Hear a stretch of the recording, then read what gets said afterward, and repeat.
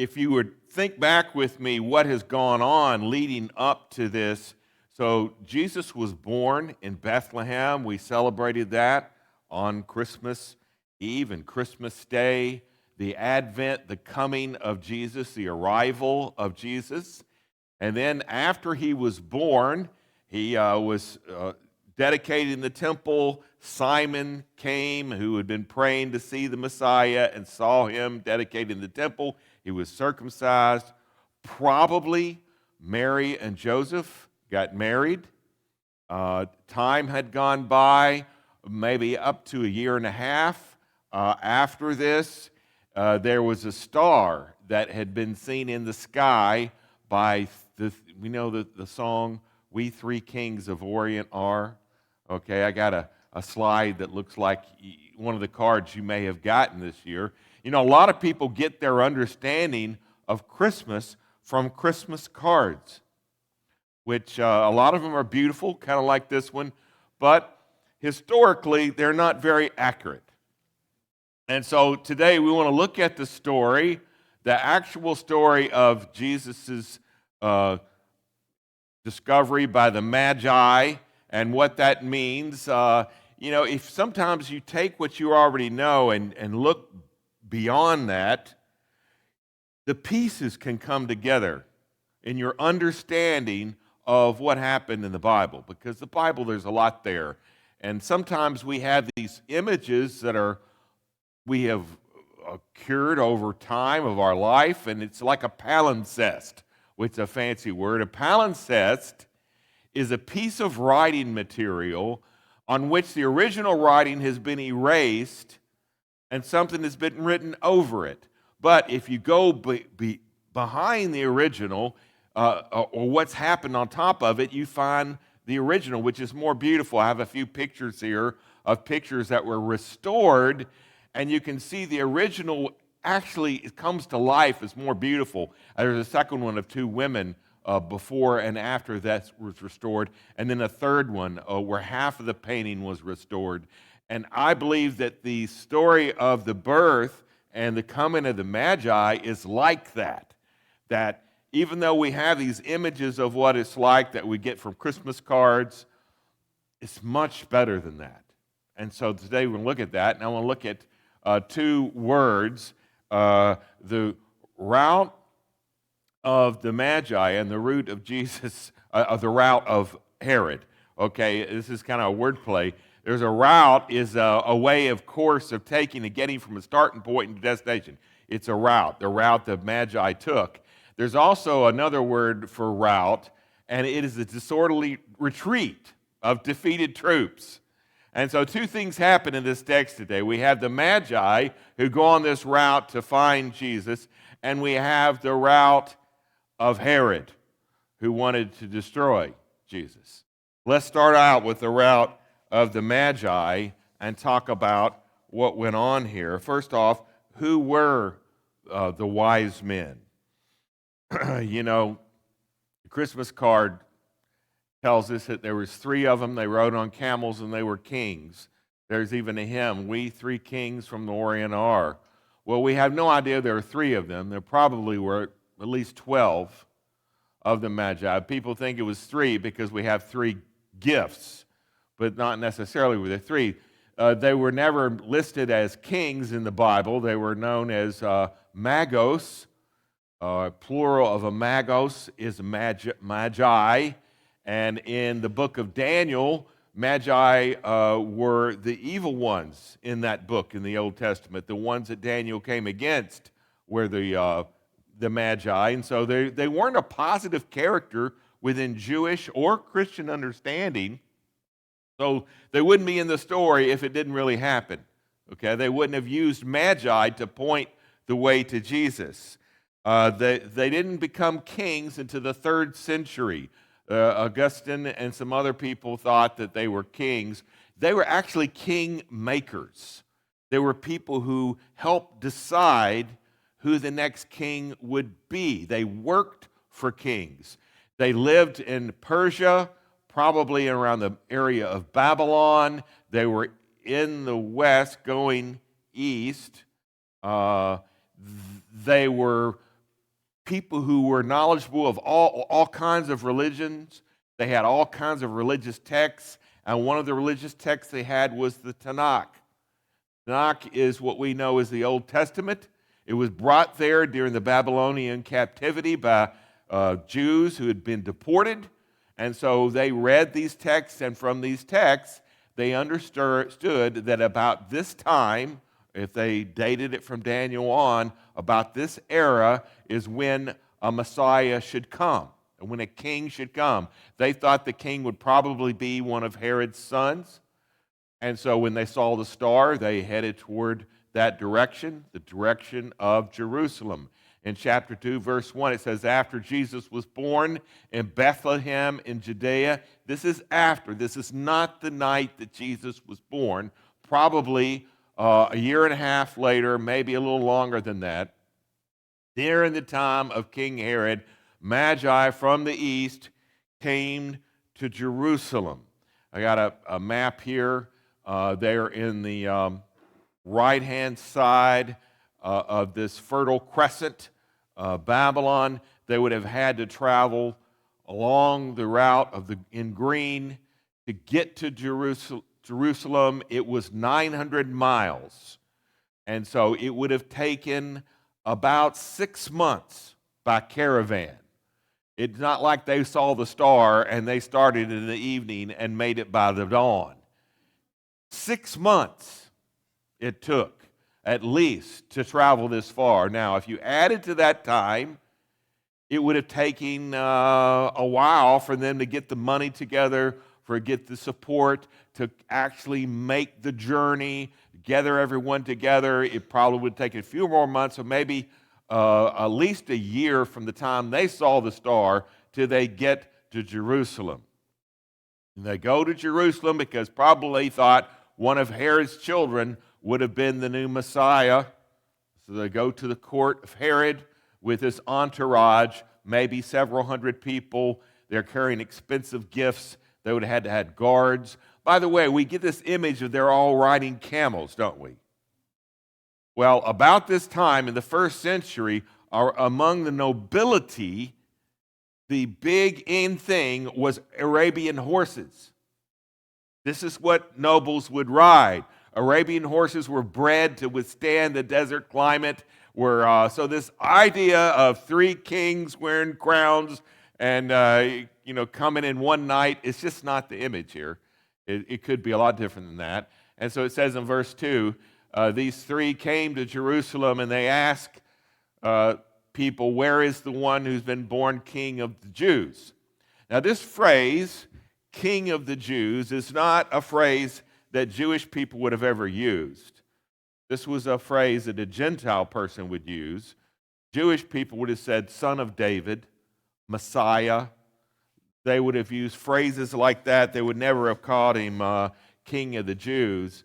It's ironic that when Jesus was crucified, this is the only 2 times in the Bible he's mentioned as king of the Jews, is above the cross, they wrote that, king of the Jews. So he said, where is the one born king of the Jews? We saw his star when it rose and have come to worship him. And they're asking basically Herod. Now, there are a lot of videos online if you want to watch the story of Herod. We know a whole lot about Herod. Who was Herod? I want to talk about that for just a minute. First of all, it's confusing because Herod, the person of Herod, is mentioned over 50 times in the Bible, but there are several different Herods. So don't think that when you're reading the story of Acts and it says this about Herod who died eaten by worms or something like that, it's a different Herod. Okay? The Herod that went to John the Baptist and threw him in prison and had him beheaded, that was the grandson of Herod we're talking about today. There were several Herods. Herod became well known in his day, and his name was passed on in many of his descendants. There was Herod Agrippa, Herod Archelaus. There's several Herods, and we could get into all of those, but we're not. I just want to talk a little bit about Herod the Great. In the first century, Herods Um, father was named Antipater. Herod's father was one of the government officials. He was an important man in his day. He was smart. He was a politician. His mother was Nabatean princess, and so she was lived near in the south. Both Herod and Herod's parents were not whole Jewish. His mother was from Egypt, basically. She was Egyptian. His father was Idumean, which is a half Jew. There's a country called Edom that was in south of Jerusalem. It was conquered by the Jews, and they were forced to become Jews. But all of Herod's family did practice Hasidic Judaism, but he wasn't a full-blooded Jew, and that was something that haunted him throughout his life. He was a very insecure man, but he was a very capable person. His dad was in great official, high up in Jerusalem, high up in the understanding of Israeli government. And so as time went along, Herod actually got to know Mark Antony and was befriended Mark Antony, who was one of the heads of the Roman state. And so it's a complex history that we have here for Herod's life. But basically, as a young man, he became the tetrarch of Galilee area. I was like 25 years old. He was the tetrarch of Galilee, which means that he handled the finances for the area of Galilee. And then as time went on, his father passed away, and Herod rose to power. He got a Roman army, and he led a Roman army to retake Jerusalem and Israel. And it took 3 years for it to happen. And from the Hasmonean dynasty, he defeated. But the Jewish people did not like Herod very much because Herod led the Romans to take over Israel. And so Herod was thought of as not a very good leader, but he became a very productive leader. He was the leader of Israel for about 30 years. Not just overnight, just a long period of time. If you go and visit the country of Israel, they will take you to place after place that he has built. He built this one harbor called Caesarea, and it was like the best harbor at the time. There was no harbor along the coast of Israel, and it was very rough seas, and so he built a huge several-mile harbor in which ships could come, and so it became financially lucrative for the country. He rebuilt the temple. He rebuilt the city of Jerusalem. He built palaces like Masada and fortresses. He built Caesarea, which is Herodium, which was a palace also in the southern part of Israel. So he was known for big building projects. That's why they called him Herod the Great. But he's successful with that. But people didn't like him because he taxed a lot of people to do that. And later in his life, he became very paranoid. And so as time went on, he became very ill. He had this disease. We don't know exactly what it was. It could have been kidney disease, which made him feel terrible. And they believe it kind of drove him mad. He was paranoid. He had married 10 women in his lifetime. Not a good idea, by the way. His second wife, Mary Anne, he had her killed because he thought she was threatening him. He had her parents killed, her children, her family killed, not his children. But as time went along, he did. He had 2 of his kids murdered because he was threatened by them. He had any of his enemies killed.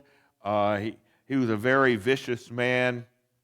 Later in his life, he was on his deathbed, and his oldest son was named Antipater after his father, his grandfather, but Herod's father.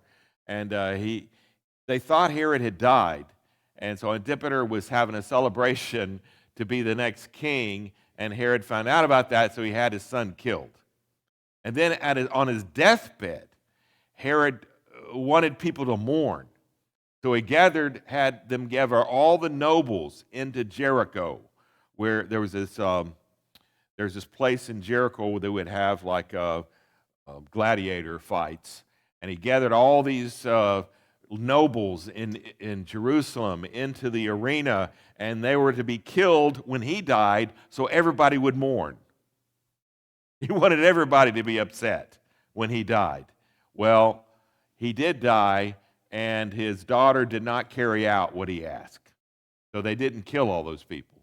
But Herod was not a nice guy. We know him mainly because of this story, the killing of these innocent babies, which we're looking at today. It's a terrible story.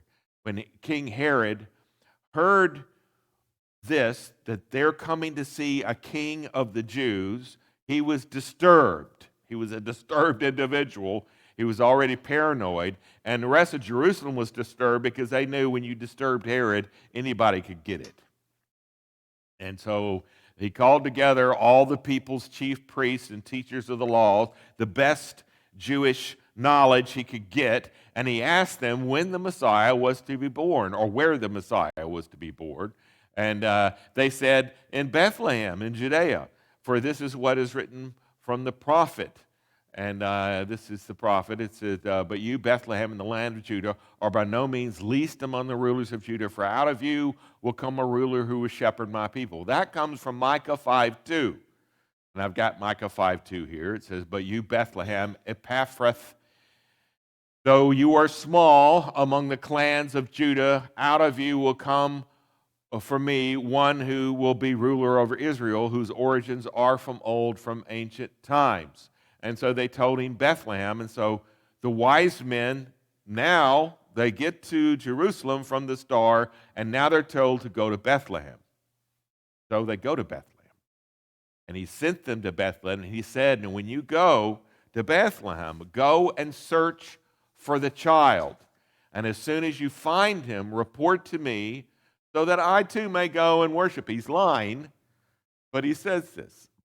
Now, they know it's Bethlehem, but they don't know which house in Bethlehem. It's a small town. So the star shows them where it is. So how do we know, what kind of star it was? Well, there are people who've researched this, who come up with theories, but we don't know for sure.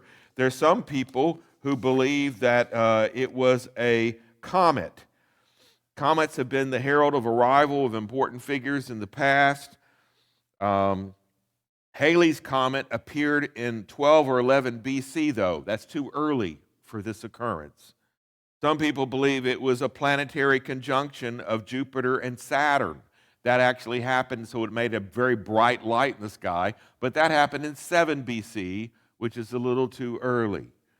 Copernicus thought that it was a supernova, that a star that explodes happened in 6 BC, and he believed that. But according to what we're reading here, the star actually moved.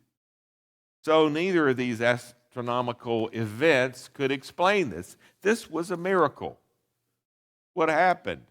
It says in verse 9, after they'd heard from the king to go to Bethlehem, they started going to Bethlehem, 6 miles away, distance from here in Walmart. They're traveling on maybe their Arabian stallions, okay, a group of the caravan, and the star they had seen when it rose went ahead of them until it stopped over the place where the child was. I can imagine a star with a beam of light coming down. I mean, how else could a star actually get over a certain house? I don't know. We don't know. I know it was more than just a supernova. It was more than just a comet. This was actually pointing out the house. They didn't have GPS back then, okay? So this is a heavenly gift from God. And when they saw the star, they were thrilled to bits. They were overjoyed. When's the last time you saw a Christmas lights and it made you overjoyed? Bob Russell, as pastor, he retired now, but he was pastor at a church in Louisville when I was in Louisville in seminary, and he told this story of this. This happened several years ago, but this story of this house in his neighborhood that they left their lights on after Christmas is over. How many of y'all still have your lights on? We still have ours on, but they kept theirs up and on every night through January, through February, and at the beginning of March, he thought to himself, he said, I don't know, these guys are too lazy to take their lights down, but why would they leave them on every night? Well, it made sense because in the middle of March, they put a sign on the front door, or next to the front door. It said, "Welcome home, Jimmy." Their son had been serving over in the Middle East in a battlefield area, and he came home, and they left the lights on for him to come home, and they were overjoyed when their son came home. And I can imagine the joy that these wise men felt when they saw the star beaming on the house. And so they go to the house, and they see the child with his mother Mary. Now, some people look at this verse, and they say, well, this shows you that it was a couple of years because they moved from the stable to the house. The more scholars that looked at the story, they believe now that Jesus was born in a house, but in the front room part of the house where they kept animals. So that's not a clue that it's that long after. But the clue is this. The word for child here is not baby. The word for child here in Greek means toddler. So when they came to the house, they saw the 2-year-old there with his mother Mary. And they bowed down and they worshiped him. Now, these were wealthy individuals, and yet they bowed down. These were people who were not Jewish, and they bowed down, and they opened their treasures, and they presented him with gifts of gold, which was a precious commodity. It was a sign of great wealth. Frankincense, which was used in the temple. It was like they burned this incense in the temple. And myrrh, which was used to often with burials of rich people. And so these were gifts for a king. And they brought these gifts to Jesus, the king. They did actually, I think it's a silly game show that used to be on Family Feud. You ever saw that? And they had Family Feud on one day, and the question was, name a king. Okay? And the top survey, guess what it was? What was the number one king people thought of in this country? Elvis Presley. That was number one. You know what number two was? This was a bit dated. Burger King. But way down the line, I think number 4 was Martin Luther King Jr. I think the last one on the page was Jesus. 5% of the people named Jesus as the king. And that's ironic. See, even in this day, in the day he was born, nobody thought he was the king. The religious leaders did not think he was a king. But these people, Magi, they thought he was the king. They brought gifts to him. The leaders of Israel wouldn't even go the 6 miles to check it out. Did nothing for Jesus. And these pagan guys who were not looked on as good guys, they're the heroes of the story. And they follow the route to Jesus, and they cause the route of Herod. Now, what do I mean when I say the route of Herod? Herod was defeated. His plan was to have Jesus killed. But they didn't.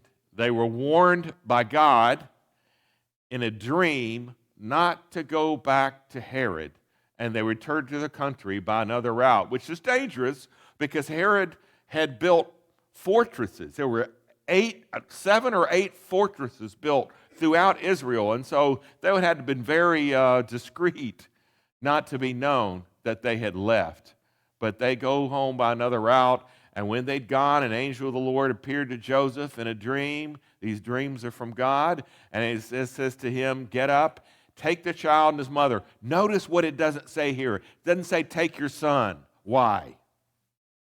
It wasn't his son. This phrase, take the child and his mother, is used over and over in this story because he was the stepfather of Jesus, but he wasn't Jesus' father. And so Joseph is told, take the child and his mother, escape to Egypt, and stay there until I tell you, for Herod's going to come and search to kill him. So he got up, Joseph saved Jesus, and he took the child and his mother. Didn't say he took his son. Took the child and his mother. During the night, they left for Egypt, where they stayed until the death of Herod. How did Herod die? Terrible death. He had this kidney disease or something like it. Terrible pain. He had sores all over his body. He was in terrific, tremendous pain. He died in agony. And notice that the Bible doesn't rub that in any way. It just says after the death of Herod. Even though he could have said who died and a terrible death. But he died. He was trying to kill Jesus, but it didn't work out. And so was fulfilled what the Lord said through the prophet, out of Egypt I called my son. All the Bible is like a puzzle that fits together. You find the pieces and they all fit together. There was a prediction the Old Testament said he would come out of Egypt. When Herod realized he'd been outwitted by the Magi, of course, he was furious. He gave orders to kill all the boys in Bethlehem and its vicinity. About 1,000 people in Bethlehem, would have been probably around 20 boys. Terrible thing to do, to have these children killed. It reminds us of the story of Moses. Remember when Moses was born and they had to hide him in the Nile River, and Pharaoh at that time was told the midwives to kill the firstborn boys.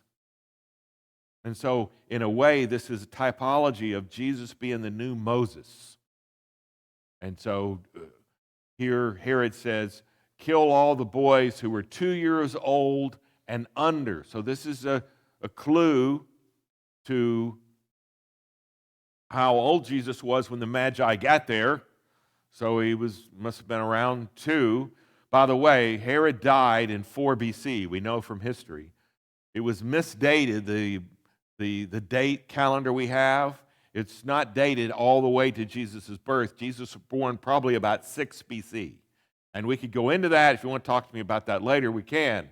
But probably about 6 BC. So they killed the 2 years and older, according from the time he learned from the Magi. Then what was said through the prophet Jeremiah was fulfilled. A voice is heard in Ramah, weeping and great mourning. What does this mean? Ramah was the staging place when the Persians came in and they deported the Jewish people to Babylon. The area from which they left was Ramah. And so there was great mourning of Rachel weeping for her children. Rachel was the mother of Benjamin. She stood symbolically for the mother of all Israel. And so she was weeping for her children and refuses to be comforted because they are no more. And this was just a word for all those mothers who were losing these children. And after Herod died, an angel of the Lord appeared in a dream to Joseph in Egypt and said, get up, take the child and his mother, go to the land of Israel. For those who were trying to take the child's life are dead.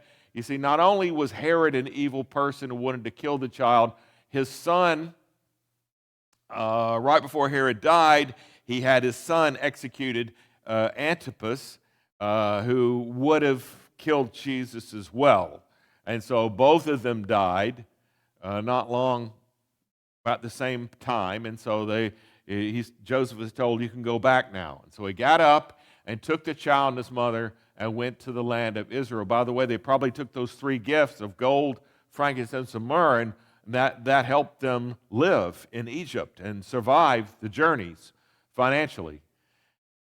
And when he heard that Archelaus was reigning in Judea, this is one of Herod's children that survived, was reigning in Judea in place of Father Herod. He was an evil person, so he's afraid to go back there. Having warned in a dream, he withdrew to the district of Galilee. And he went and lived in a town called Nazareth, smaller than Bethlehem. Small town. You never find Jesus there. Perfect place for him to grow up. God had it all planned out. And so what was fulfilled, what was said through the prophets, that he would be called a Nazarene. And this is the story. It's not on your Christmas card. But this is the story. It actually happened. It's history. One of the things I think that we should get out of it is that Jesus and God uses those you would least expect often. Don't ever judge somebody else and say, well, God's not going to use them. They're too much of a sinner. That's not the way it works. God uses those. He sees not on the outward appearance, but on the heart.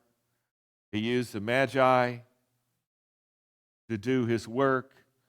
He had all this planned. He even used Herod unwittingly.